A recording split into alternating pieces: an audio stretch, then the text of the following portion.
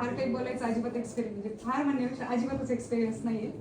पण तरी पण आम्ही कधी जेव्हा महिला जमतो किंवा स्वतः पण काही रील्स वगैरे पाहतो किंवा मला यांचं स्टेटस दिसतं कुलकर्णी साहेबांचं, तर त्याच्यामध्ये तुमचे काही विधिमंडळात मांडलेले प्रश्न म्हणा खूप स्तुत्य आहेत ते, की आत्ताच्या तरुण पिढीच्या साठी एकदम म्हणजे जे की आयडियल आहे असं मला वाटतं बरं का म्हणजे. आणि मला खूप चांगलं वाटलं की मी पहिल्यांदा कोणाचे तरी एवढे चांगले प्रश्न पाहिलेत मांडलेले, की उदाहरणार्थ गुटखाबंदी किंवा पनीर विषयी तुम्ही जे काही मांडलं ते आम्हाला खरोखर खूप छान वाटलं, की सामान्य माणसाला आमच्यासारख्या माणसाला ते प्रश्न आवडले, की तुमच्या स्तरावर मोठ्या स्तरावर जे काही होत असेल ते ती गोष्ट आमच्यापर्यंत पोहोचणं हे, पण आमचे प्रश्न वाटले आम्हाला ते खरोखर, की आत्ताच्या तरुण पिढीला खूप जास्त गरजेचे आहेत.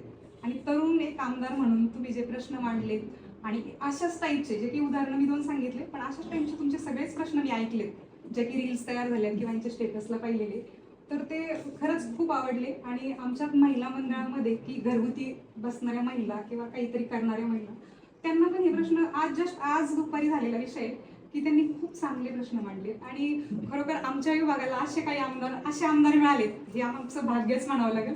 आणि दुसरी गोष्ट म्हणजे आमचं मत वाया गेलं नाही, समाधानाची गोष्ट आहे. असेच आमच्या म्हणजे सामान्य माणसांचे प्रश्न तुम्ही तिथपर्यंत न्यावेत आणि ते सक्सेसफुली व्हावेत ही शुभेच्छा आणि सदिच्छा. आल्याची पुण्याई उभी तुझ्या माग.